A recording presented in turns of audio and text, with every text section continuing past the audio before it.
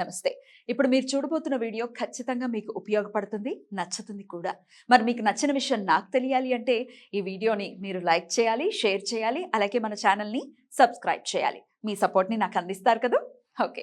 ఇప్పుడు వీడియోని స్టార్ట్ చేద్దాం. నమస్తే, వెల్కమ్ టు అవర్ ఛానల్. నేను పద్మిని. ప్రస్తుతంతో పాటు ప్రముఖ ఆధ్యాత్మికవేత్త, జ్యోతిష పండితులు, అమ్మవారి సేవకులు, దత్త గణపతి ఉపాసకులు మురళీధర శర్మ గారు మనతో పాటు ఉన్నారు. మాట్లాడదాం. నమస్కారం అండి. మహాదేవ శ్రీమాత్రే నమః. మురళి గారు, ముందుగా మీకు వైకుంఠ ఏకాదశి శుభాకాంక్షలు అండి. మహాదేవ సంతోషం తల్లి. అందరికీ కూడా వైకుంఠ ఏకాదశి శుభాకాంక్షలు. చాలా చాలా అద్భుతమైనటువంటి రోజు. ఉత్తర ద్వార దర్శనాలు చాలా విశేషంగా జరుగుతూ ఉంటాయి ఈ రోజున. వైకుంఠ ఏకాదశిని ఎలా వినియోగించుకోవచ్చో తెలుసుకోవాలనుకుంటున్నాను. మీ గుళ్ళో ఎలా ఉంటుంది? రద్దీ బాగా ఉంటుంది అంటే వినాయకుడు, ఈశ్వరుడు ఉంటారు కదా, వస్తారా ఇక్కడికి కూడా? అంటే జనరల్ గా ఏమిటంటే వైష్ణవ ఆలయాలలోనే ఎక్కువ కూడా మనకు భక్తులు పోటెత్తే అటువంటి పరిస్థితి కనుక మన దగ్గర ఉండదు. కానీ శివకేశవులకి అభేదం కాబట్టి వారిని, శివుడిని దర్శించుకుంటే విష్ణువుకి ఇష్టం, విష్ణువుని దర్శించుకుంటే శివుడికి ఇష్టం. అంటే ఏర్పాటు మాత్రము చేయడం జరుగుతుంది. మీరు ఏర్పాటు చేస్తారా? 100% ఏర్పాటు చేయడం జరుగుతుంది. కానీ సపరేట్ గా వైకుంఠ ఏకాదశినికి సంపూర్ణ పురస్కరించుకొని దర్శనం అనేటువంటిది ఉండదు. మామూలుగానే దేవాలయంలోకి రావడము, స్వామి వారికి సంబంధించినటువంటి ఉత్సవ విగ్రహాలు ఉంటాయి కదా మన దగ్గర. ఉత్సవ విగ్రహాలు ఉన్నాయా మీ గుళ్ళో? ఆంజనేయ స్వామి వారికి, ఆంజనేయ స్వామి వారు ఉన్నారు కనుక మనకు రాముల వారికి సంబంధించినవి, వారి సైన్యం మొత్తం కూడా ఉన్నది కనుక ఒక రోజు ముందుగానే చక్కగా కూడా వారిని సిద్ధం చేసి. మీ గుళ్ళో ఏదైనా చాలా అంగరంగ వైభవంగా చేస్తారు, ఏదైనా చాలా చాలా అది నేను ఎప్పటికప్పుడు అబ్జర్వ్ చేస్తుంటా. చాలా చక్కగా చేస్తారు.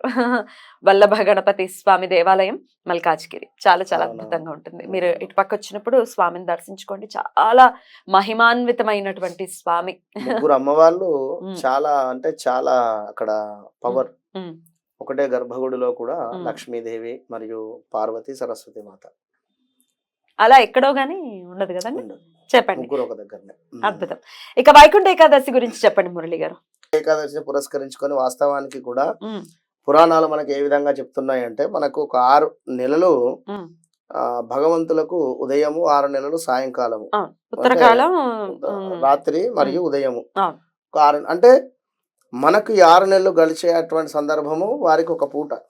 అదే విధంగా మిగిలినటువంటి 6 నెలలు గడిచేటువంటి సందర్భం వారికి పగలుగా చెప్పడం. అందులో భాగంగా ఈ యొక్క ఉత్తరాయణము, దక్షిణ కనుక ఈ యొక్క ఉత్తర ద్వార దర్శనము అనేటువంటి సందర్భము, స్వామివారి యొక్క మేలు కొలుపు, చక్కగా కూడా గరుడ వాహనం మీద స్వామివారు రావడం, కూడా దేవతలను తీసుకొని ఈ యొక్క మానవాళికి దర్శన భాగ్యాన్ని కలిగించే అటువంటి సందర్భము. అంటే మనకు ఎన్నో కూడా ఏకాదశులు వస్తూ ఉంటాయి. నెలకు 2 ఏకాదశులు ఖచ్చితంగా కూడా. మొత్తము కూడా 24 ఏకాదశులు. మధ్యలో ఎక్కడైనా కూడా అధిక మాసం వస్తే 2 ఏకాదశులు రావడం, మొత్తం 26 ఏకాదశులు రావడం జరుగుతాయి. ఇందులో ఒక్కొక్క ఏకాదశికి సంబంధించి ఒక్కొక్క విశిష్టత ఉంటుంది ఖచ్చితంగా కూడా. ఇప్పుడు మనకు వచ్చింది ఏమిటి అంటే వైకుంఠ ఏకాదశి. దీనిని మోక్షద ఏకాదశి అని కూడా చెప్పడం జరుగుతుంది. ఏ రోజు నాడు అయినా కూడా ఎలాంటి పూజలు పునస్కారాలు చేయనటువంటి వారు కేవలం ఈ యొక్క ఏకాదశి రోజు నాడు ఆ యొక్క భగవంతుని దర్శనం కావచ్చును. అంటే ప్రతిరోజు కూడా అహింస చేసి, లేదా ప్రతిరోజు కూడా అబద్ధాలాడి, ప్రతిరోజు కూడా మీరు ఏదో చేసేసి ఒక్కరోజు నేను భగవంతుని దగ్గర వెళ్తా అనేటువంటిది అర్థం కాదు ఇక్కడ. మీకు మీ యొక్క శరీరం సహకరించకున్నా లేదా మీకుండేటువంటి పర్సనల్ ఇబ్బందుల వలన ఏదో మీరు భగవంతునికి మనసు పూర్తిగా కూడా దగ్గరగా ఉండుకుంటూ ప్రతిరోజు కూడా జీవనాన్ని గడిపేటువంటి సందర్భంలో ఈ ముక్కోటి ఏకాదశి రోజు మాత్రము ఖచ్చితంగా కూడా ఈ యొక్క భగవంతుని యొక్క దర్శనం చేసుకొని ఆ యొక్క దేవాలయంలో దీపారాధన చేసుకున్నట్టయితే మీరు చేసుకున్నటువంటి పోయిన జన్మలో చేసుకున్నటువంటి పాపకర్మాలు కూడా ఈ యొక్క దర్శనం మూలకంగా అంతా కూడా పోయి అద్భుతమైనటువంటి ఫలితాలు వచ్చేటువంటి పరిస్థితి గోచరిస్తుంది. ఏది ఈ విధంగా ముక్కోటి ఏకాదశి రోజు నాడు దర్శనం వలన చేసుకున్నట్టయితే వీరికి ఈ విధంగా ఉంటుందని పురాణాలు చెప్పడం జరుగుతుంది. మనం ఇక్కడ ఏం అర్థం చేసుకోవాలి అంటే, మిగిలిన రోజులు మీ యొక్క జీవన విధానానికి సంబంధించి మీరు ఎంత బిజీగా ఉన్నప్పటికీ కూడా రేపు వచ్చేటువంటి ముక్కోటి ఏకాదశి రోజు నాడు ఖచ్చితంగా కూడా భగవంతుని దర్శనం చేసుకున్నట్టయితే మోక్షద ఏకాదశి రోజు నాడు మీకు మోక్షం లభిస్తుంది. కనుక వీరు వారు అనేటువంటిది లేకుండా ఎక్కడ వైకుంఠ ద్వారము మీకు మీ దగ్గరలో ఉన్నట్టయితే దేవాలయానికి సంబంధించి మీరు అక్కడికి వెళ్ళి చక్కగా కూడా దర్శనం చేసుకొని ఉదయం 3ంటికి వెళతారా లేదా 4ంటికి వెళతారా, అక్కడ ఆ యొక్క దేవాలయానికి సంబంధించి సమయం బట్టి మీరు క్యూలో నిలబడి కొన్ని ఎక్కడైనా కూడా దేవాలయాల్లో పెద్ద క్యూ ఉంటుంది. వైష్ణవ దేవాలయాలు ఇక చెప్పనే చాలా పెద్ద దేవాలయాలలో పెద్ద క్యూ ఉంటుంది. ఇక అక్కడ నుండి పాపం వెళ్ళుకుంటూ దర్శనం చేసుకొని రావడం జరుగుతుంది. ఖచ్చితంగా కూడా తులసి మాల లేదా తులసి ఆకులను స్వామివారికి నివేదన చేసేటువంటి అంటే ఇచ్చేటువంటి ప్రయత్నం చేయండి. కేవలం అంతే, ఏదో చేసుకోవాలి అనేటువంటిది ఏదీ లేదు. దీపారాధన ఆ దేవాలయంలో చక్కటి ఆవునేతితో దీపారాధన మరియు యొక్క తులసి మాల సమర్పణ, ఆవునేతి దీపారాధన, అదేవిధంగా ముక్కోటి ఏకాదశి రోజు ఉత్తర ద్వార దర్శనం.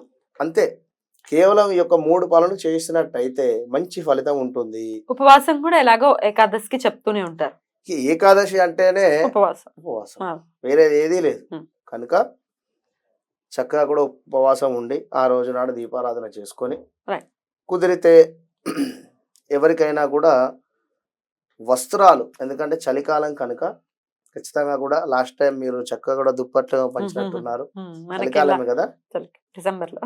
అవును, ఇదే మంత్ లో 1,00,000 సబ్స్క్రైబర్లు అయిన సందర్భంలో తప్పకుండా ఎవరైనా కూడా మీ శక్తి కొలది, పాపం రోడ్డు మీద జనాలు వణుకుతూ ఉన్నారు చలికి కనుక. ఈసారి మరీ ఎక్కువగా తీవ్రంగా ఉంది సార్, కూడా మనం కూడా చేయాలి. ఖచ్చితంగా కూడా మీరు ప్రేక్షకులు మీకు తోచింది చక్కగా కూడా పనిచేయటువంటి ప్రయత్నం చేయండి. ఇదే ముక్కోటి ఏకాదశి రోజు నాడు భగవంతుని దర్శనం చేసుకోండి. వచ్చి ఈ యొక్క దుప్పట్లు మాత్రమే పంచండి. లేదా ఆ రోజు ముందే 11:30, 10:30 నుండి 11:30, 12 ప్రాంతం లోపు ఈ సమయంలో మీరు దుప్పట్లు పంచండి.